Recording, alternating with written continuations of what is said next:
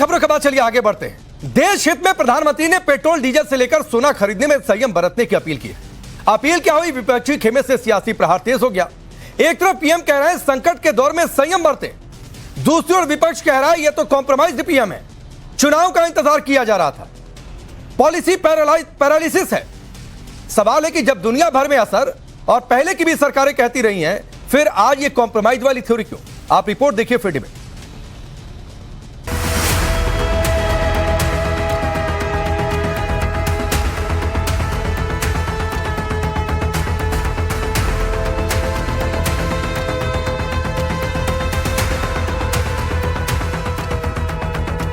हमें petrol diesel का उपयोग कम करना होगा। मोदी जी, गलती आपकी है, आपके सरकार की है, जनता पर ये आरोप मत लगाइए। राहुल गांधी भारत की पॉलिटिक्स के सबसे रिजेक्टेड माल है। आज ये पैनिक बटन नहीं दबा दिया आपने। मुझे श्री राहुल गांधी और श्री अखिलेश यादव जी को देशद्रोही तो नहीं कह सकता, लेकिन देशभक्ति पर संदेह होने लगता है। मिडिल ईस्ट के हालात से उपजे वैश्विक संकट के बीच पीएम मोदी की हालिया अपील ने देश की राजनीति में भूचाल ला दिया। पीएम ने देश की अर्थव्यवस्था को मजबूती देने के लिए जनता से खास अपील की। विदेशी मुद्रा बचाने के लिए पीएम मोदी ने पेट्रोल डीजल बचाने, कारपूलिंग करने और ज्यादा से ज्यादा ईवी को इस्तेमाल करने की बात कही। उन्होंने लोगों से विदेश यात्राएं टालने की अपील की। 1 साल तक सोना नहीं खरीदने की सलाह भी दी, तो साथ ही साथ वर्क फ्रॉम होम और वर्चुअल मीटिंग पर जोर दिया। इसके साथ ही खाद्य तेल की खपत कम करने पर जोर के साथ ही रासायनिक खाद की जगह प्राकृतिक खेती अपनाने का आह्वान किया। हमें पेट्रोल डीजल का उपयोग कम करना होगा।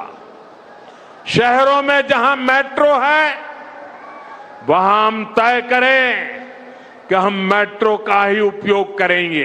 देश हित में हमको ये तय करना पड़ेगा कि साल भर तक घर में कोई भी फंक्शन हो, कोई भी कार्यक्रम हो, हम सोने के गहने नहीं खरीदेंगे, सोना नहीं खरीदेंगे। आज समय की मांग ऐसी है कि उन व्यवस्थाओं को हम फिर से शुरू करें तो वो देश हित में होगा।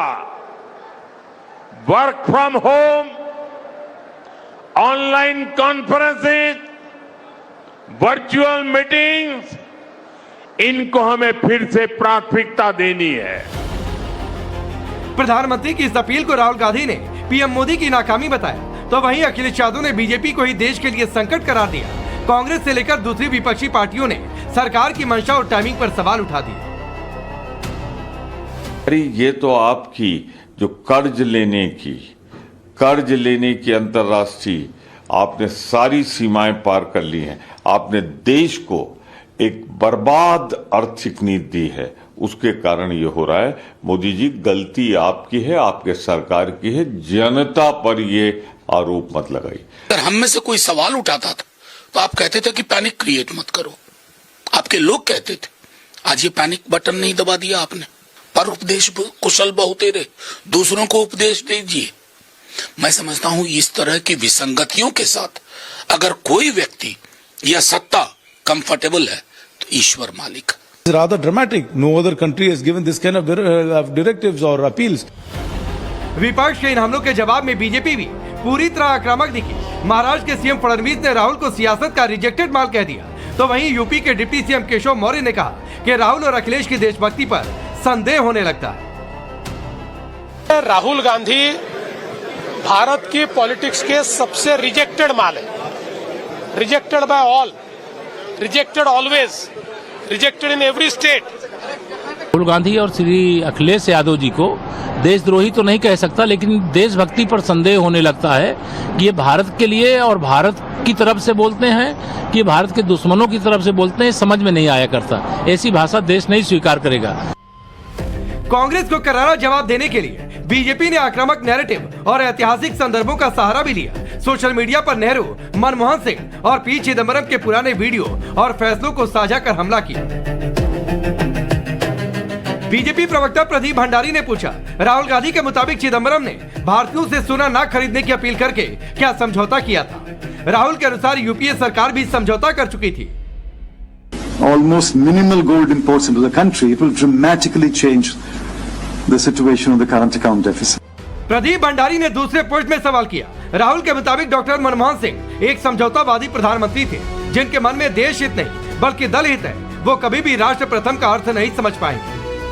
हम अपनी जरूरत के तेल का करीब 80% आयात करते हैं और पिछले 4 सालों के दौरान विश्व बाजार में तेल की कीमतों में तेजी से बढ़ोतरी हुई है। अमित मालवीय ने राहुल गांधी पर पलटवार करते हुए पूछा, अगर जनता से जिम्मेदारी निभाने की अपील करना नाकामी है तो फिर आपके प्रिय नेहरू जी भी क्या कॉम्प्रोमाइज्ड पीएम थे? अगर अमेरिका में कोई बात हो उस शासन यहाँ की चीजों के दाम पे पड़ जाए। बीजेपी पुराने दौर की याद दिलाकर कांग्रेस को उसी की भाषा में जवाब दे रहे। ऐसे में सवाल ये है कि क्या ऐसा देश में पहली बार हो रहा या इतिहास खुद को दोहरा रहा? बड़ा सवाल ये भी है कि क्या पब्लिक प्रधानमंत्री की इन अपीलों को एक राष्ट्रव्यापी अभियान के तौर पर देखेगी या विपक्ष आर्थिक संकट के दावों पर यकीन करेगी? Bureau report, times now of Bharat. तो चलिए अपनी रिपोर्ट देखिए। मैं आपका परिचय आज के मेहमानों से करवाता हूं। शाहजहां इल्मी भारतीय जनता पार्टी के नेता और प्रवक्ता, नवीन जिंदल है पॉलिटिकल एनालिस्ट के तौर पर, सतीश के सिंह सर वरिष्ठ पत्रकार स्टूडियो में मौजूद हैं, जगदीश शर्मा जी कांग्रेस पार्टी के नेता, प्रोफेसर धर्मेंद्र यादव समाजवादी पार्टी के नेता और प्रवक्ता, और अभिषेक तिवारी हैं आम आदमी पार्टी के नेता और प्रवक्ता। आप सबका बहुत बहुत स्वागत। शाहजहां इल्मी, आज आपसे पहला सवाल, और सवाल ये कि आज तो बता दीजिए किस दिन और कितनी बढ़ रही है तेल की कीमत? देखिए, सबसे पहले इसको समझने की जरूरत है कि ऐसा क्यों किया गया, और मुझे लगता है सारे की जितने भी हमारे पैनलिस्ट यहाँ बैठे हैं विपक्ष के, वो क्या कहते रहते हैं कि देखिए कितना डीवैल्यूएशन हो रहा है, रुपए का दाम और वैल्यू गिर रही है और महंगा हो रहा है, और डॉलर्स के चलते हमारी कोई वैल्यू नहीं रही। अब अकल बड़ी की भैंस, बहुत ही बुनियादी इकोनॉमिक्स है ये, और इसको बताने की जरूरत है। अभी साल में अगर देखें तो भारत में लगभग 75 बिलियन डॉलर, यानी कि आप समझिए 6 अरब डॉलर हर महीने सोना खरीदने में खर्च गए। समस्या ये है कि भारत खुद सोना पैदा नहीं करता, तो हम जब सोना विदेशों से आयात करते हैं तो उसका भुगतान हमें डॉलर में करना पड़ता है। और जाहिर सी बात है हमें रुपए की वैल्यू को बरकरार रखना है। हम चाहते नहीं कि वो गिरे, बल्कि हम चाहते हैं वो बढ़े, ताकि हर एक भारतीय का फायदा हो। तो डॉलर देश से जा रहा है। नहीं मैडम, मैं ये कह रहा हूँ, मैं आप ही के पास हूँ, ये बात आप सबको समझाते रहिएगा। मैं तो एक आम जनता से जुड़ा सवाल कर रहा हूं, और सवाल यह है कि तेल की कीमतें किस दिन और कितनी बढ़ रही हैं, कुछ तो बता दीजिए, लोग पहले से तैयारी कर लें। ये सिर्फ आम जनता का सवाल है। ये आपका आरोप उनका आरोप बोला हुआ, आप लोग अगले आधे घंटे खेलते रहिएगा। जी बिल्कुल। तो मुझे लगता है कि अभी तक कमर्शियल जो है उसको बढ़ाया गया है, और जब जरूरत पड़ेगी तो मुझे लगता है डोमेस्टिक भी बढ़ेगा। नहीं, कब और कितना कुछ तो बताइए। क्या अचानक से 20 रुपया 10 रुपया कितना आएगा? नहीं, मुझे इसका सच में अंदाजा नहीं है। जो भी होगा सरकार के जो ऑफिशियल चैनल्स है उसके जरिए आपको मिल जाएगा। लेकिन मुझे जरूरी बात अब पढ़ने नहीं दे रही है, मुझे लगता है वो बहुत जरूरी है। तो हर एक देश का नागरिक अपना योगदान करे, और सभी जानते हैं कि अमेरिका कहाँ है, सब भी जानते हैं कि अमेरिका और इजराइल और ईरान के बीच में किस तरह के ताल्लुकात हैं, किस तरह से स्टेट ऑफ हॉर्मुज में क्या तनातनी बनी हुई है। तो जाहिर सी बात है हर एक देश का नागरिक समझता है इस बात को। तो इसमें ऐसे राहुल गांधी ऐसे बिहेव कर रहे हैं जैसे उनको जियोपॉलिटिकल रियलिटीज का कुछ भी अंदाजा नहीं है। नहीं मैडम, वो आपकी सारी बात से मैं सहमत हूँ, मैं आपकी सारी बात से सहमत हूँ कि विपक्ष क्या इसमें सिर्फ पॉलिटिक्स कर रहा है। नहीं, मुझे बोलना पड़ेगा आधिकारिक तौर से। मैं भाजपा की सरकार की बात, मैं आप ही के पास हूँ। मैं तो सिर्फ एक इंटरजेक्शन डाल रहा हूं मैडम कि ये बात आपकी ठीक है कि विपक्ष से सियासत कर रहा है, पॉलिटिक्स कर रहा है। आज इसमें कॉम्प्रोमाइज वाली नैरेटिव की क्या जरूरत है? लेकिन एक बात तो ये भी सच है, जो आरोप लग रहे थे कि आप लोगों ने चुनाव की वजह से टाले। देखिए, चुनाव में भी आपको लगता नहीं पश्चिम बंगाल में जिस तरह से एक खौफ और आतंक का माहौल था, उससे लड़ना भी जरूरी था, और वो हुआ है। पूरा सिलसिला अभी खत्म हुआ है। अब ये जब कैबिनेट की बैठक हुई और बाकायदा लेटेस्ट आप देख रहे हैं जो भी हालात हैं, जिस तरह से अभी भी कभी भी खतरा मंडरा रहा है, और यूएस का इधर ढुलमुल सा रवैया है, और ईरान पूरी तरह से अपने प्रपोजल्स नहीं पेश कर पा रहा है या करना नहीं चाहता। जाहिर सी बात है हमें इसकी समीक्षा करनी होगी। ठीक है। तो टाइमिंग को लेकर तो हमेशा सवाल रहेंगे। और आपको लगता नहीं कि सरकार हमारे पूरा भाजपा की पूरी मशीनरी जो लगी थी इतनी बड़ी चीज करने में, बंगाल को एक असली रिहाई आतंक से दी है, वो भी ठीक है। जरूरी काम था। तो ठीक मुझे है, लगता है मैं जरूरी ठीक है, काम मैं होंगे, आगे बढ़ता हूँ। एक-एक ठीक है, करके होंगे। हम मैं आगे टाइम बढ़ता पर हूँ। अब मैं मुझे डिबेट सवाल ओपन होगा, करूंगा वो भी और सबसे जरूरी पहले है, ये जगदीश भी जी जरूरी है। आऊंगा आपके पास, लेकिन सबसे पहले यहां पर एक पत्रकार है वरिष्ठ, मैं उनसे मूल्यांकन करा लूं शाजिया इल्मी की बातों का, फिर मैं आगे बढ़ जाता हूं। अब बताइए सर, एक लाइन मुझे समझ में आया कि आप लोग कह रहे थे कि चुनाव चुनाव चुनाव, तो बंगाल को आजादी दिलानी थी, एक कोटेड अनकोटेड, इसलिए यह टाला गया था। तो बंगाल को आजादी दिलाना था, तो स्वतंत्रता में हम लोग गुलामी में क्यों थे? मैं तो बराबर यही कहता अरे रहा भाई, कि अगर आतंक जरूरत से नहीं, ममता बीच में बनर्जी मत के बोलिए। रूल से भाजपा रिहाई वालों ने कराना था। बीच में ही आके तो आप सब समझ नहीं गोबर पा कर रहे हैं दिया। भाई मेरे। अरे भाई एक मिनट सुन लीजिए हम सारिया जी, आप गलत समझे मेरी बात को, मैं समझा दूं तब और अच्छे से समझा देंगे। आप समझाते रहिए। सतीश जी, अब हम मैं लोग आतंक समझने और वाले खौफ नहीं का हैं, जो आप डर खाली था, समझाती हैं। उससे रिहाई की बात कर रही थी, वो भी इतना ही जरूरी है। हाँ ठीक है, ठीक है, आपने अपनी बात कह ली शाजिया, एक बार सुनिए सतीश जी की बात। मैं ये कह रहा हूं, दुनिया में संकट है, देश पर संकट है। 3 महीना तक उड़न खटोला, इतने जहाज दौड़े इस देश में, इतने दौड़े भाई, उसमें खर्चा नहीं होता क्या? खर्चा में कटौती घर से होती है, सरकार के भीतर से होती है, खाली उपदेश दे देने से नहीं होता है। उनको दाम बढ़ाना बढ़ाते, देश झेल लेता। खाली क्या समझते हैं, अपील होने से क्या साजिया इल्मी जो है आप सोना खरीदना बंद कर देंगे या पेट्रोल खर्चा करना बंद कर देंगे? ये बात है कि स्टेप उठाना है, उठाइए। नंबर 1। नंबर 2, सोने की जहां तक बात है, सोना रिजर्व बैंक ऑफ इंडिया बहुत पहले से खरीद रही थी, पहले से। हर बात सही कह रही है कि $6 बिलियन का हम हर महीना, तो ये आप पहले क्यों नहीं किए भाई?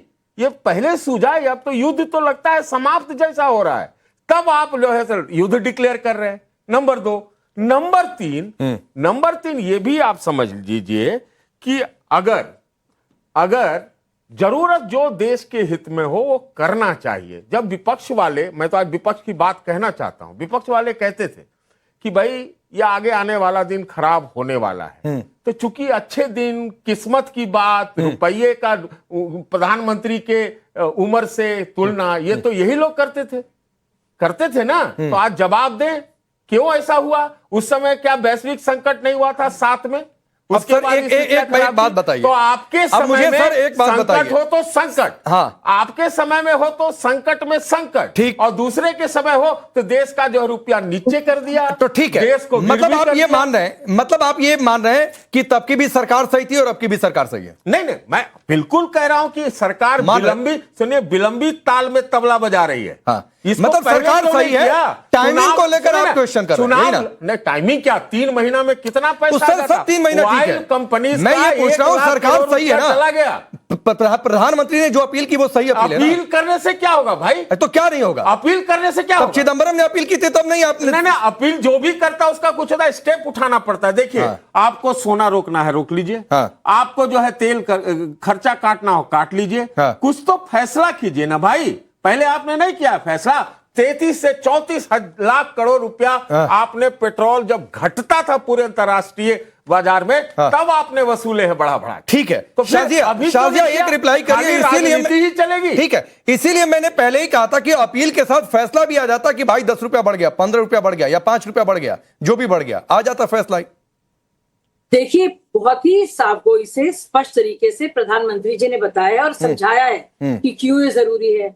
अभी भी एक तरह से कैलिब्रेटेड अप्रोच है, अभी भी सोच समझकर हम आगे चलने की बात कर रहे हैं, और अगर जरूरत पड़ेगी तो बढ़ाया जाएगा, लेकिन अभी तय नहीं हुआ है कि वो बढ़ाया जाएगा। अच्छा। इसीलिए हम लोग बहुत सोच समझकर धैर्य के साथ, ये सिर्फ एक अपने पूरे भारतीय नागरिकों के साथ अपनी समस्याओं को समझा रहे हैं, ताकि ये बात वो भी समझे और अपना योगदान। ठीक है, जल्दी से सतीश सर आप कुछ कह रहे हैं। मंगलसूत्र पर चुनाव में, मंगलसूत्र पर भी आफत हो गया। आप सोचिए, सोना पर भी आफत हो गया, खाने के तेल पर भी आफत हो गया। अरे होता है, बिल्कुल, उसकी वजह भी है। तो आफत को आप आमंत्रण देती है, सीधे जो करना है बोलिए कुछ और करिए कुछ। सर एक गुजारिश कर दूं, मैं आगे बढ़ जाता हूं, कुछ तो जगदीश जी के लिए छोड़ दीजिए, सब आप ही बोल जाएंगे। नहीं, हम कहा के लिए, तो जगदीश जी क्या बोलेंगे फिर? नहीं भाई, अगर मंगलसूत्र भी आप ही बोल गए। नहीं, मंगलसूत्र तो वो भी तो कुछ बोलेंगे। अरे मंगलसूत्र हमने थोड़ी कहा था। अरे मैंने आपने कोट किया ना, तो वो भी तो कुछ कोट करेंगे जगदीश भाई। कहेंगे सतीश जी ने कुछ छोड़ा नहीं हमारे लिए। आप जगदीश जी, आ जाता हूँ। अब सुनिए सर, आ जाता हूँ आप ही के पास, जगदीश भाई आप ही के पास आ रहा हूँ। हाँ बोलिए। अच्छा बोलिए, ना पूछूंगा, कुछ बोलिए। बोलिए। राकेश भाई, अभी साजिया बहन ने कहा कि अकल बड़ी या भैंस। भाई संसार में तो अकल बड़ी होती है, पर बीजेपी के राज में भैंस बड़ी हो गई है। अच्छा, इनका तो एक ही नारा चल गया, अपना काम बनता और भाड़ में जाए जनता। अच्छा, अभी बंगाल और आसाम जीतने पर हालात था, जब ये उत्तर प्रदेश ईवीएम से जीतेंगे तो कह देंगे अंधभक्तों सांस लेना बंद कर दो, क्योंकि भगवान कह रहे हैं, विष्णु का अवतार कह रहे हैं, और ये अंधभक्त कर भी देंगे, पर हम नहीं करेंगे। हमें भारत को बनाना है, भारत के लोगों की चिंता है। ठीक। तो प्रधानमंत्री की जो भी वायरल वीडियो आप देख रहे हो, सोने की बात करें तो उसकी उल्टी वीडियो सोशल मीडिया में आ गई। प्रधानमंत्री जो कहते हैं उसका उल्टा करते हैं, देश समझ गया है। हाँ। अरे प्रधानमंत्री जी, सबसे पहले तो आप अपनी हवाई यात्राएं बंद करें, देश विदेश की यात्राएं बंद करें, ये बड़ी बड़ी रैलियां बंद करें, जितनी भी रैली आप करते हैं। हाँ। और घर से ही आज क्यों नहीं कर दिया आपने? बोल देते सबको, सब अपने घर बैठ के काम करो, पर प्रवचन देना ही प्रधानमंत्री का काम है। वो अपने आप को एक बात जगदीश भाई सुनिए ना सर, सुनिए। मैंने पहले कहा, सुनिए जगदीश भाई, सुनिए। मैंने पहले कहा कि आप टाइमिंग को लेकर एक जो सवाल उठा रहे थे, वो बहुत लोग उससे सहमत हैं, लेकिन अगर आप कह रहे हैं कि प्रवचन है, तो पंडित जवाहरलाल नेहरू की बातचीत कि दुनिया की लड़ाई तो भारत में है सर, क्या वो भी प्रवचन था? पी चिदम्बरम का कहना कि सोना मत खरीदिए, चालू वित्त घाटा बढ़ रहा है, क्या वो भी प्रवचन था? मनमोहन सिंह जी का यह कहना कि यहां थोड़े नहीं तेल बनता है, अपनी जरूरत का 80% आयात करते हैं, क्या वो भी प्रवचन था? वीरप्पा मोइली जब पेट्रोलियम मंत्री थे, यह अलग बात है कि मनमोहन सिंह ने उनके प्रस्ताव को नहीं माना था, यह भी मैं पहले कह रहा हूं, लेकिन कह रहे थे रात 8 से सुबह तक पेट्रोल पंप बंद कर दो भाई, बचेगा।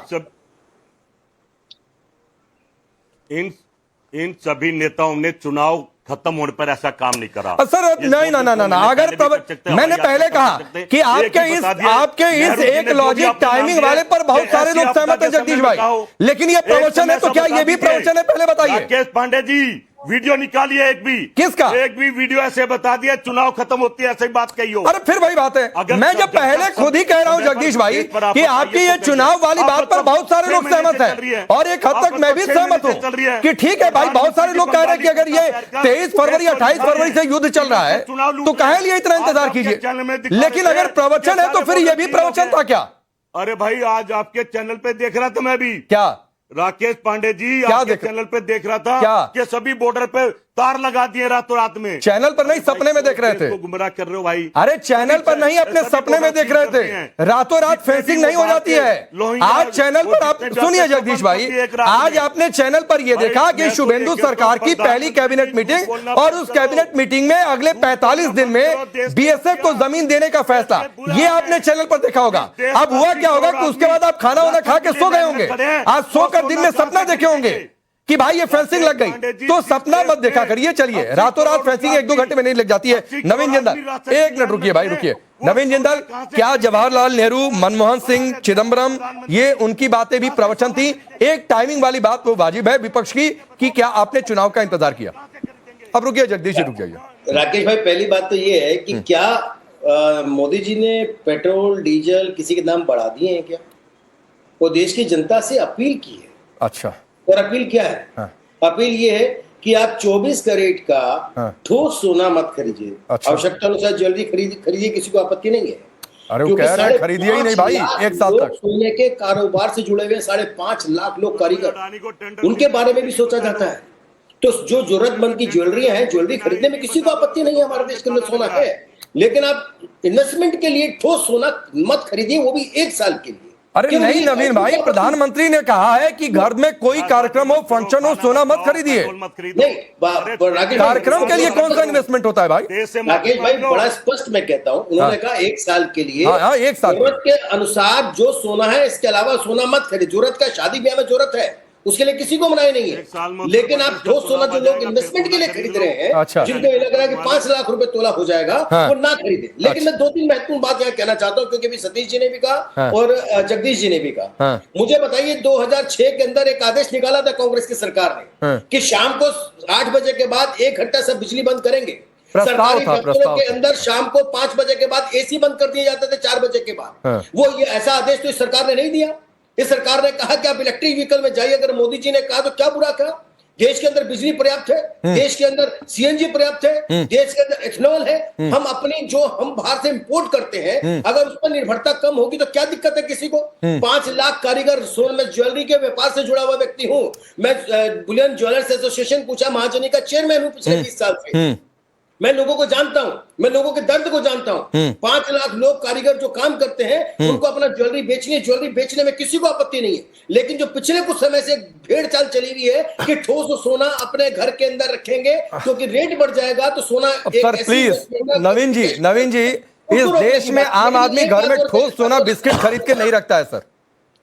इस देश में आम आदमी बिस्किट खरीद के घर में नहीं रखता है सर, और ना इतना किसी के पास पैसा है। आम आदमी की बात मत करिए ना। हाँ। सब आम आदमी की बात नहीं कर रहे हैं। तो सर जो इलीगल रख रहा है, ईडी भेज ही रहे हैं तो भेजते रहिए। कई जगह से जैसे नोट का बंडल मिल रहा है, जैसे नोट का बंडल मिल रहा है, अभिषेक तिवारी तो बेहतर बताएंगे, पंजाब में मिला है नोट का बंडल, भेजिए उधर। क्या पता कहीं किसी राशन वाले बैग में कहीं सोने का बिस्किट भी मिल जाए। और दूसरी बात, कांग्रेस वाले लोग कहते हैं कि जो प्रधानमंत्री जी कहते हैं उसका उल्टा करेंगे। आप तो उल्टा करते करते पूरी पार्टी को उल्टा कर चुके हो, अब किस गर्त में जाओगे? ठीक है, उस पर आएंगे, उस पर आएंगे। रुकिए जगदीश भाई, 2 मेहमान वेट कर रहे हैं। जगदीश भाई रुक जाइए। अच्छे दिन भाई हम ढूंढ रहे हैं। तो ढूंढिए सर, थोड़ा अगल बगल देखिए जगदीश भाई, अगल बगल देखिए थोड़ा सा। 2 लोग बाकी हैं, बोल ले, तब तक खोजिए, क्या पता मिल ही जाए कहीं। राकेश पांडे दिख रहा अगल बगल में। तो खोजिए ना सर, 2 मेहमान को बोलने दीजिए भाई। अभिषेक और धर्मेंद्र यादव वेट कर रहे हैं अपनी बारी का। रुक जाइए, रुकिए। अब अभिषेक तिवारी बताइए, आप लोगों को भी चुनाव दिख रहा है, इसलिए विरोध हो रहा है। राकेश जी, चुनाव से पहले प्रधानमंत्री से लेकर के जितने भी मुख्यमंत्री थे भारतीय जनता पार्टी के, और जितने भी कार्यकर्ता से लेकर के उनके पदाधिकारी तक कहते थे कि हिंदुस्तान के अंदर शानदार सरकार चल रही है, पेट्रोल और डीजल के भंडार है मोदी जी के नेतृत्व में, कोई समस्या नहीं है। और जब हम लोग कहते थे कि फैक्ट्रियां बंद हो रही है, गैस सिलेंडर नहीं मिल रहे हैं, लोग रोड पे घूम रहे हैं, लाइनें लग रहे हैं, तो भारतीय जनता पार्टी के यही प्रवक्ता आकर के कहते थे विपक्ष पैनिक फैला रहा है, विपक्ष देश के अंदर संकट पैदा करने का कार्य कर रहा है। आज आखिर वो क्या हुआ? अगर देश के अंदर समस्या है, पहले भी इस देश ने सब लोग एकजुट होकर के कई समस्याओं से हम लोग जीत हासिल किए हैं। अगर देश के अंदर आर्थिक समस्या है, आर्थिक संकट है, तो देश के प्रधानमंत्री जनता के सामने आकर के बताएं कि समस्या है। ये तो नहीं हो सकता ना कि आप कहेंगे पेट्रोल और डीजल मत खरीदिए, आप ये कहेंगे गोल्ड मत खरीदिए, और आप बड़ी बड़ी रैलियां करेंगे, आप बड़े बड़े बसों में लोगों को ला करके रैलियां करने आप कहेंगे विदेश यात्रा मत करिए, और उसके बाद आप खुद विदेश यात्रा पे चले जाएंगे। तो मुझे लगता है कि और भारतीय जनता पार्टी वालों का ये इससे बचना चाहिए। और आज पूरा देश एकजुट है, अगर देश के अंदर संकट है तो आप आकर के जनता को बताइए। दोनों बातें हो सकता कि अगर कोई भी चीज आप कहेंगे उसका आप देशभक्ति से जोड़ देंगे। पहले आप बोलेंगे ताली बजाओ, तो अभिषेक भाई एक बात बताइए। अभिषेक भाई एक बात बताइए। उसके बाद रुकिए, होल्ड, एक इंटरजेक्शन। अरे सुनिए अभिषेक भाई, सुनिए ना, सुनिए। आप कह रहे हैं देश में संकट है, तो आइए बताइए कल प्रधानमंत्री ने क्या किया था? संकट ही तो बताया ना, और क्या किया? मैं कह रहा हूं राकेश जी, मैं कह रहा हूं महात्मा गांधी जी से लेकर के लाल बहादुर शास्त्री जी ने देश की जनता को बताया, और देश की जनता अरे तो बताया ना भाई, ने फॉलो किया उन लोगों ने। अरे तो कल क्या हुआ था उस चीज को? कल क्या हुआ था अभिषेक भाई, बताया ही तो संकट के बारे में। करने दीजिए। आप कह रहे हैं पेट्रोल, आप कह रहे हैं देश की जनता को पेट्रोल डीजल मत खरीदिए, ये कब कहा? बड़ी बड़ी रैलियां करेंगे। अरे ये कब कहा भाई? चलिए ये कब कहा? ना अभिषेक भाई सुनिए, गलत कोट नहीं भाई। कभी प्रधानमंत्री ने ये नहीं कहा कि पेट्रोल डीजल मत खरीदिए। कह रहे हैं कारपूलिंग कर लीजिए, ईवी का इस्तेमाल करिए, खपत कम करिए, कम में ज्यादा इस्तेमाल करिए, ये कहा गया है। प्रधानमंत्री जी ने बोला कि शहरी क्षेत्रों में मेट्रो और बसों से चलिए, तो इसका मतलब थोड़ी नहीं पेट्रोल डीजल मत खरीदिए और यात्रा मत करिए। शाजिया को रखिए फ्रेम में, जरा एक रिप्लाई शाजिया का। उन्होंने अभिषेक जी तोड़ मोड़ के जवाब दे रहे हैं और बिल्कुल ही गलत बयानी कर रहे हैं। मैं आपके दर्शकों से बहुत जिम्मेदारी के साथ अपील करूंगी कि इस तरह की झूठी अफवाहों को, जिसकी कोई बुनियाद नहीं है, ना यकीन करें। सब प्रधानमंत्री जी ने बहुत ही अच्छी तरह से बताया है, अपील की है कि हम सावधानी और आत्म संयम से बरतें अपने आप को। और जहां तक ईंधन की बात है कि कारपूल करें, वो तो वैसे भी हमें करना चाहिए था और करना चाहिए, क्योंकि इससे अब जाहिर सी बात है ऊर्जा संकट जो है और कम होगा। और क्योंकि पूरी दुनिया में ऊर्जा संकट है, अगर इन्हें पता होता कि भारत एक देश है और भी देश हैं, और ऊर्जा संकट और महंगाई का दौर है और स्ट्रेट ऑफ हॉर्मोज कितना जरूरी है और उससे क्या असर पड़ रहा है, चाहे वो एडिबल ऑयल्स हो या फिर वो सोना हो तो और या फिर पेट्रोल की कीमतें हो और क्यों उसका असर पड़ सकता है आम इंसान की जिंदगी पर और रसोई पर, इस हिसाब से उन्होंने समझाया है। और जाहिर सी बात है संकट है तभी तो अपील की है भाई मेरे। अच्छा ठीक है अभिषेक, एक छोटा रिप्लाई फिर मैं धर्मेंद्र जी आ रहा हूं। राकेश जी, हम भी तो यही कह रहे हैं, हम चुनाव के समय भी तो यह कह रहे थे ना, तो भाजपाई आकर के क्यों कह रहे थे कि विपक्ष पैनिक फैलाने का कार्य कर रहा है, विपक्ष देश के अंदर संकट पैदा कर रहा है, उस समय भी तो हम यही कह रहे थे। और देश के प्रधानमंत्री जी आम जनता को कह रहे हैं कि विदेश यात्रा मत करिए, और खुद विदेश यात्रा पे चले गए। अब सर प्रधानमंत्री सुनिए ना, देश बंद नहीं हो जाएगा ना अभिषेक भाई, बड़ी बड़ी गाड़ियों नहीं नहीं, कम से कम थोड़ा तर्कपूर्ण बातचीत करिए, तो आप लोग आपस में सवाल जवाब कर लीजिए। ये गलत तर्क है ना, देश बंद कर देते हैं, सीमा सील कर देते हैं, फिर तो थोड़ा सोच समझ के ऐसे तो होगा नहीं, ऐसे तो होगा नहीं ना अभिषेक भाई। अब धर्मेंद्र यादव अखिलेश यादव कह रहे हैं, एक मिनट जगदीश भाई रुक जाइए प्लीज, आ जाऊंगा आपके पास, रुक जाइए सर, एक बार आ जाता हूं फिर आप चुप ही नहीं होते हैं। अभी अगल बगल देखिए, कहीं थोड़ा अगल बगल देखिए फिर। धर्मेंद्र यादव, एक ही संकट भाजपा, ये क्या चुनावी नैरेटिव नहीं है? और अगर संकट ही इसको संकट कहते हैं तो जो पहले मैंने नाम गिनवाए, तो क्या तब संकट कांग्रेस हुआ करती थी? राकेश पांडे जी, जरूरी बात यह है कि कौन सा संकट गलत नीतियों से आया, कौन सा संकट मूर्ख नीतियों से आया, कौन सा संकट आदमी स्वीकार नहीं किया, बात वहां पे आती है। अच्छा। आज भारतीय जनता पार्टी के नेता सोना पे बात करें वो बिल्कुल अच्छा नहीं लगता, सुहाग पे बात करें वो बिल्कुल अच्छा नहीं लगता, सिंदूर पे बात करें वो बिल्कुल अच्छा नहीं लगता, मंगलसूत्र पे बात करें वो बिल्कुल अच्छा नहीं लगता। अब आप मुझे बताइए कि भारतीय जनता पार्टी ने कहा लाइन में लग जाइए नोटबंदी में, आपका भ्रष्टाचार खत्म हो जाएगा, वो झूठा साबित हो गया। कोरोना में आप ताली बजा दीजिए सारा सिस्टम ठीक हो जाएगा, वो झूठा हो गया। तो आज देश का हर एक नागरिक भारतीय जनता पार्टी के सबसे बड़े नेता प्रधानमंत्री जी को सीरियस नहीं ले रहा है। ठीक है, अगर हमारे स्वघोषित विश्वगुरु अच्छा सीरियस नहीं ले रहा है लेकिन जिता रहा है, वाह भाई सुन लीजिए ना, चुटकियों सीरियस नहीं ले रहा है लेकिन जिता रहा है, वो आपको पता है, सबको रिजेक्ट कर रहा है, आपको पता है। आपके बीच में मैंने एक बार भी नहीं बोला राकेश जी, मैंने इनके बीच में एक बार। ठीक है शाजिया एक बार सुन लीजिए। हाँ नहीं सब शिष्टाचार से ही बातचीत कर रहे हैं, चलिए बोलिए। बिल्कुल बिल्कुल, बीच में ना बोले। कौन इनको जिता इनको पता है। हमारे जो स्वघोषित विश्वगुरु हैं उनके लिए क्या चुनौती है, छोटी बात है, यूं चुटकी बजाएंगे हार्मोज खुल जाएगा, यूं चुटकी बजाएंगे अमेरिका नतमस्तक हो जाएगा, यूं चुटकी बजाएंगे ईरान जो है तेल भेजना शुरू कर देगा। और इसमें आपको बहुत मजा आता है, संकट है ना पेट्रोल की संकट, और इसमें धर्मेंद्र यादव आपको बहुत मजा आ रहा है। आपको लग रहा है, सुनिए सर, आपको लग रहा है कि चुटकी बजाते नहीं खुलता है, तो इसमें आपको बहुत मजा आ रहा है, ये बोलने में आपको बहुत परम आनंद की अनुभूति हो रही है। हम कह रहे थे, जब विपक्ष कह रहा था कि ये संकट है, इसको सीरियसली देखिए, तो भाई आज भी मानिए ना धर्मेंद्र यादव की संकट है। आप ये तर्क दीजिए कि जब हम कह रहे थे तो नहीं माने, आज इतनी देर से क्यों आए, आज इतनी देर से क्यों आए?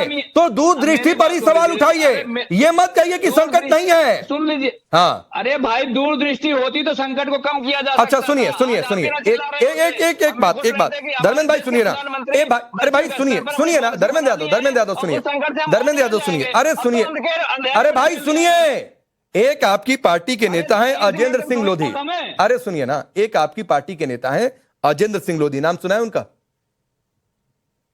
आप नहीं बता रहे क्या? बहरा तो हूं नहीं, अभी आपने बोला ये। हाँ तो कहां से है, क्या है बताइए, कुछ है सुना है? अरे क्या है मतलब, क्या है? समाजवादी पार्टी के नेता है, आपने बताया जो। क्या है नेता में, क्या है? अरे नेता में क्या है आप बताइए, क्या है आप बताइए। आपको नहीं समाजवादी पार्टी के नेता है, वरिष्ठ नेता है, और क्या है बताइए। अरे सांसद है, नहीं आपको पता है?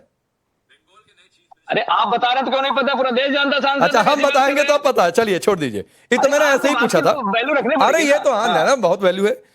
अब प्रधानमंत्री को गाली दे रहे हैं, क्या गाली दे रहे हैं ये तो मैं नहीं बताऊंगा, इसलिए कि वो असंसदीय शब्द है और ऐसे शब्द मैं अपने शो में इस्तेमाल नहीं करता हूं। बता दो यार, अरे बता दो भाई, जाकर सोशल मीडिया पर देख लीजिएगा जगदीश जी, बहुत गाली वाले शब्द सुनने में आपको आनंद आता है सर, आपका तो ट्रैक रिकॉर्ड है। जानना चाह रहे, मैं आपकी पार्टी के नेताओं की फिर फहरिस्त निकाल दूंगा। तो अभी रुक जाइए, पूछ रहा हूं धर्मेंद्र यादव से, आप बीच में आ रहे हैं, अभी तय करिए भाई, अभी तय, फिर वही बात है। रुक जाइए जगदीश जी, रुक जाइए भाई, रुक जाइए, आ जाऊंगा इसके बाद आपके पास, रुक जाइए। हाँ बोलिए। राकेश पांडे जी, बीजेपी के जो सहयोगी हैं उन्होंने क्या बोला है? क्या? भारतीय जनता पार्टी के सहयोगी ओम प्रकाश राजभर ने क्या बोला है? वो भी असंसदीय शब्द है। चुनाव आते हैं, चुनाव जाते हैं, तो नेता हारते हैं, नेता जीतते हैं, और जनता को क्या मिलता है उसके आगे। तो अजेंद्र सिंह लोधी जाते हैं ओम प्रकाश राजभर से ट्रेनिंग लेने के लिए, ट्यूशन लेने के लिए जाते हैं क्या? नहीं, ट्यूशन लेने के लिए जाते हैं क्या कि ओपी राजभर जी कौन कौन सा संसदीय शब्दों का इस्तेमाल कर रहे हैं हमको पढ़ा दीजिए, वही हम प्रधानमंत्री के खिलाफ करेंगे। योगी ओम प्रकाश राजभर ने योगी जी के लिए क्या बोला था? अरे मैं फिर कह रहा हूं तो भाई आपकी पार्टी के सांसद जाते हैं क्या ट्रेनिंग लेने के लिए, ट्यूशन लेने के लिए? मैं राकेश जी बोलिए ना कि बीजेपी के सहयोगी क्या बोलते हैं? अरे गलत, तो मैं क्या तारीफ कर रहा हूं क्या? मैं ओपी राजभर की या कोई भी नेता गलत शब्द बोलेगा तो मैं तारीफ कर रहा हूं क्या? मैं तो आपसे पूछ रहा हूं ये ढाल क्यों लगा रहे हैं भाई? क्या? अरे कोई गलत नेता का बयान सुनवा रहे हैं तो कोई भी गलत शब्द, इसलिए धर्मेंद्र यादव सुनिए, यस अब मैं बता रहा हूं क्यों नहीं सुनवा रहा, अब सुनिए मैं बता रहा हूं क्यों नहीं सुनवा रहा हूं, और इसलिए नहीं सुनवा रहा हूं कि उनसे, अब चुप हो जाइए तो सुनाऊंगा आपको, आवाज डाउन करिए इनकी तब सुनाऊंगा, आप नहीं सुन रहे थे इसलिए सुना रहा हूं आवाज। सर सुनिए ना प्लीज, प्लीज सुनिए, आप लोगों की दिक्कत है कि आपको किससे लड़ना है यही नहीं पता है, तो रुक जाइए सुनिए। इसलिए ओपी राजभर और कांग्रेस के किसी नेता का बयान आज नहीं सुनवा रहे क्योंकि आज के संदर्भ में नहीं है, आज के संदर्भ में इन्हीं से, आपके इन लोधी साहब से सवाल ही पूछा गया था इसी बात को लेकर, और इसी विषय पर उन्होंने गाली वाले शब्द का इस्तेमाल किया है, इसलिए उनका बयान टीवी स्क्रीन पर रखा हुआ है, और कोई नेता देगा चाहे भाजपा का हो कांग्रेस का, उसका भी सुनवा देंगे, देने दीजिए गाली। किसके लिए क्या था बताना जरा, संजय निषाद ने किसके लिए क्या था वो भी सुनवा। अरे भाई इस संदर्भ में नहीं है ना, इतनी बेचैनी क्यों हो गई धर्मेंद्र यादव, इतनी बेचैनी क्यों हो गई, बौखलाहट क्यों हो गई, नाम सुनते ही बेचैनी हो जाती है क्या? मेरी आवाज दबा रहे हैं। मैं आवाज नहीं दबा रहा हूं, आप मेरा वर्जन नहीं सुन रहे थे इसलिए आवाज सबकी डाउन करवाया। आप बोलिए, आप झूठ क्या बोल रहे थे? क्या झूठ बोला? क्या झूठ? आप पे फीडर का कंट्रोल इसका मतलब थोड़ा ना कि आप क्या झूठ बोला? क्या झूठ बोला? आपको कहा नहीं कि आवाज कम करिए उनका, क्या चीज? आपको कहा नहीं आवाज कम करिए? हाँ बोला, तो फिर क्यों करेंगे? इसलिए कि आप पूछ रहे थे कि ओपी राजभर का बयान क्यों नहीं सुनवाए, तो ये बताने के लिए, ये मैंने नहीं कहा, मैं फिर कह रहा हूं कि आवाज नीचे करवाया, आवाज नीचे करवाया, मैं फिर कह रहा हूं धर्मेंद्र यादव, और इसलिए आवाज नीचे करवाया कि आप पूछ रहे थे कि फलाने का बयान क्यों नहीं सुनवाए, तो ये बताना जरूरी था और आप सुन नहीं रहे थे, इसलिए आपको सुनाने के लिए आवाज डाउन करवाया, और कोई भी नहीं सुनेगा तो आवाज डाउन करवा के सुनाऊंगा, आप ये समझिए। आपके हाथ में कंट्रोल है, हाँ तो जैसे इलेक्शन कमीशन के हाथ में कंट्रोल है, आप चले गए इलेक्शन, आप हमारी आवाज दबाएंगे तो लोकतंत्र की हत्या करना, तो बताइए ना, आप हत्यारे हो लोकतंत्र के। हाँ यही दिक्कत है, आपको सब लोकतंत्र का हत्यारा लगता है, अपने गिरबान में नहीं झांकना है, ठीक है? मैं क्या कहूं मुझे बताइए ना। अरे सर 4 मिनट से तो आप ही बोल रहे हैं भाई, सबसे ज्यादा इस डिबेट में आप समय लेकर जा रहे हैं धर्मेंद्र यादव, सबसे ज्यादा आप समय लेकर जा रहे हैं। दबा रहे तब आप मुझे बोलने दिए, नहीं तो बोलने नहीं देते आप मुझे। अच्छा जानता था मैं क्या चीज, वो आप ही लोग सब जानते हैं, बाकी दुनिया में कोई जानता है? आप ही लोग परम ज्ञानी हैं। तो रुक जाइए सर, हो गया, कैसे जान जाएंगे फिर? अरे धर्मेंद्र भाई काहे लिए पर्सनल हो जाते हैं? आपने पूछा कि फलाने का बयान क्यों नहीं सुनवाए, तो वो बताने के लिए आपकी आवाज, चलिए रुक जाइए, मैं आगे बढ़ जाता हूं, रुक जाइए एक minute. Satish sir, Samajwadi party के सांसद गाली दे प्रधानमंत्री पर, आपको लगता नहीं कि यह नफरत है? कांग्रेस पार्टी या विपक्ष अपने समय में अगर यह प्रवचन है, मैं फिर कह रहा हूं कि टाइमिंग वाला सवाल बहुत तार्किक है कि क्या चुनाव का इंतजार किया गया और क्या अब जानबूझकर इस समय लाया गया कि चुनाव खत्म हो गया इसलिए अब चलो, लेकिन उसके बावजूद क्या गिरबान में झांकना और इन शब्दों का ध्यान रखना जरूरी नहीं है? नहीं, राजनीतिक मर्यादा तो बिल्कुल होना चाहिए, चाहे भाजपा वाले चाहे विपक्ष वाले इसको बनाए रखे, इसमें कहां से दो राय, कोई दो राय नहीं होती। बस मैं इतना कहना चाहता हूं कि भाई अगर मितव्ययिता, कम खर्चा और नियंत्रण पहले सरकार से शुरू होती है, मुख्यमंत्रियों से शुरू होता है, कार पे कार पे कार पे कार, चौपर पे चौपर पे चौपर, उस सब पे तो कुछ कंट्रोल करे क्या? वो सब गोबर गैस से चलता है क्या? नंबर 1। नंबर 2, हमको स्टेप जो लेने हैं ले, देर क्यों? और एक बात और कि हम थोड़ा चाइना से इकोनॉमिक मैनेजमेंट सीखे, पॉलिटिकल मैनेजमेंट नहीं। बाकी ये है कि आप एक्सपोर्ट बढ़ाओ ना भाई, अपने रुपया की कीमत बढ़ाओ ना, ये कौन रोक रहा है आपको? ठीक है, कौन रोक रहा है? खाली आत्मनिर्भरता कह देने से हो थोड़ी जाएगी। बात कह रहे हैं सतीश भाई, मैं आपकी बात से इत्तेफाक रखती हूँ, सतीश जी बिल्कुल सही कह रहे हैं, अपने रुपए की वैल्यू को बढ़ाने की जरूरत है, और आप जो कह रहे हैं बिल्कुल आपकी बात में पूरी तरह से सहमत हूँ, लेकिन वो कैसे बढ़ाया जाए? वो तभी होगा जब हम जो इम्पोर्ट कर रहे हैं उसकी मात्रा कम हो, हम सोच समझ के करें। तो करे अगर सोचिए 90% तेल, आपकी बात कर रही है सतीश भाई, यू आर राइट, 90% लगभग देखिए तेल विदेशों से भारत पूरी करता है, तो जाहिर सी बात है जो बाहर से सामान आ रहा है उसको थोड़ी देर नियंत्रण लगाए। और जहां तक बात है कि हम लोग थोड़ा ख्याल रखें ईंधन बचाने का, वो तो मुझे लगता है एक जरूरी चीज है। बच्चा बच्चा इस बात को समझता है। लेकिन राहुल गांधी जी का बयान सुनिए आप। राहुल गांधी जी ने बाकायदा ये कहा है कि जो दिक्कत आती है जो प्रधानमंत्री जनता पर रख देते हैं। अब आप भी जानते हैं बड़ी अच्छी तरह से कि क्या क्या हुआ है। आप विदेश में देखिए क्या क्या हुआ है। ठीक है। जब भी ऐसी बातें हुई हैं तो मतलब पूरी तरह से ठीक है, इसके कितने एग्जाम्पल्स हैं। ठीक है शाजिया, ठीक है Jagdish ji, Australia, America, Pakistan, Malaysia, UAE, चीन, जापान, यूके, कनाडा, जरा वो डाल दीजिएगा कंपैरेटिव ग्राफिक्स। 23 फरवरी के बाद से सभी जगहों पर 30 से 40% पेट्रोल डीजल के दाम ऑन एन एवरेज बढ़े हुए हैं। तो ये बढ़ना तो था ही, पहली बातचीत। दूसरी बात है, महाराष्ट्र से खबर है आपके लिए, वहां के सांस्कृतिक कार्य मंत्री आशीष शेलार हैं, जिन्होंने ये कहा है कि कांस फिल्म फेस्टिवल जो हो रहा है उसमें एक डेलीगेशन जाने वाला था, लेकिन अब वो नहीं जा रहा है। कम वाहनों का इस्तेमाल करेंगे, जो जरूरी मीटिंग होगी उन्हें वर्चुअल तरीके से करेंगे। तो कहीं ना कहीं से शुरुआत हो रही है। आप लोग की दिक्कत क्या है पता है? एक कुछ आया उसके बाद तुरंत आ जाएंगे, इंतजार नहीं करेंगे। यही हाल आपने पहले किया और यही हाल आप अभी कर रहे हैं। राकेश पांडे जी, हाथ जोड़कर प्रार्थना अपने प्रधानमंत्री जी से, अच्छा, कि आज इसे वर्क फ्रॉम होम 1 साल तक रखें। अपनी कैबिनेट, अपने मुख्यमंत्री को आज ही अनाउंस कर दिया, अगर वाकई सीरियस है, देश पर आफत आने वाली है। पर वो नहीं करेंगे। जब वो निकलते हैं, लाखों पुलिस वाले रोड पे होते हैं और डीजल पेट्रोल की तो गिनती नहीं कितनी होती है। ठीक है, तो मैं समझता हूँ आज के बाद प्रधानमंत्री जी अपील को मानेंगे, जो देश की जनता से कर रहे हैं वो घर से ही काम करेंगे। ठीक है जगदीश भाई, सुनिए प्रधानमंत्री सर, सुनिए, जब जितना जरूरी होगा वो होना भी चाहिए। आप लोग पॉलिटिक्स करते रहिए, कोई भी पॉलिटिक्स करता रहे। हमने लॉकडाउन भी देखा है, क्या क्या नहीं देखा सर, सब कुछ बंद होते हुए देखा है। दौर वैसा आएगा, देश एकजुट है, रहेगा भी। आप सबका बहुत बहुत शुक्रिया।